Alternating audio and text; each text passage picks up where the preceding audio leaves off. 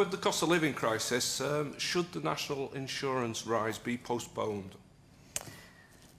Which will be coming in April. What's your view, Rob?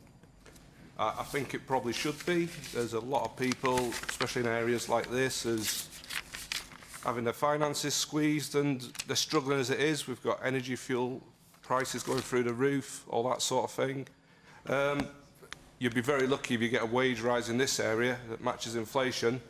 People who work full-time, long hours, not just 40-hour weeks, 50-hour weeks, 60-hour weeks, are struggling to make ends meet, and it's just, I think it could do with being held off. And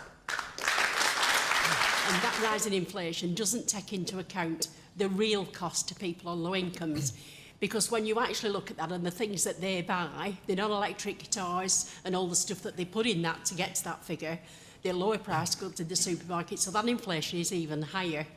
So in light of that, if they do delay it, 1.25% as opposed to everything else that's going on, and the energy bills that are going to be horrendous, and people aren't getting rises, the pensioners have been, you know, done over again with a triple lock.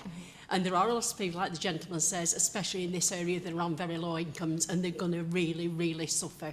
So the 1.25%, yeah, needs looking at, but that isn't the whole picture. There's an awful lot more there. I was fortunate enough to be in a school this morning, and I came across a lady who, I won't say anything, but she was employed by the school to do the cleaning. At the beginning of COVID, she was employed to go around cleaning chairs, tables, doorstops. She was in tears today because she was opening up to a colleague that she didn't have enough to make ends meet. So she's one of those people, it's a terrible expression, is just about managing. And she hasn't got enough food to put on the table, as well as the energy, as well as the food price increases and the national insurance. And she works hard. And you think it should be delayed then, the national insurance Absolutely, I rise? should. It needs delaying because the household fund, the 500 million household fund, also runs out on the 31st of March. That came in because of the £20 universal credit was taken away by the government. It's take. That's another amount of money being taken off of people. I spoke to somebody from the Citizens Advice, and they've told me that the food banks are supposed to be there for emergencies. In Morecambe, every day is an emergency for a lot of families, so you need to sit up and take note.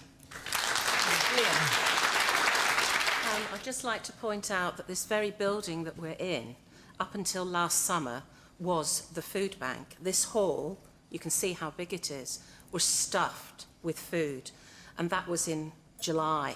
It then moved out to another building somewhere else. But the point is, the need has gone up.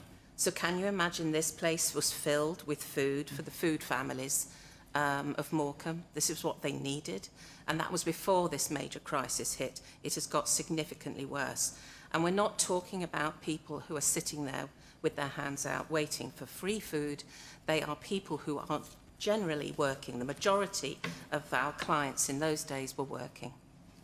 So against this backdrop, some years ago, Liz Truss said that public sector workers should take personal responsibility for the money they spend and save. Does the panel think that Liz Truss should take personal responsibility for the private jet she flew to Australia at an estimated cost of £500,000 to the taxpayer?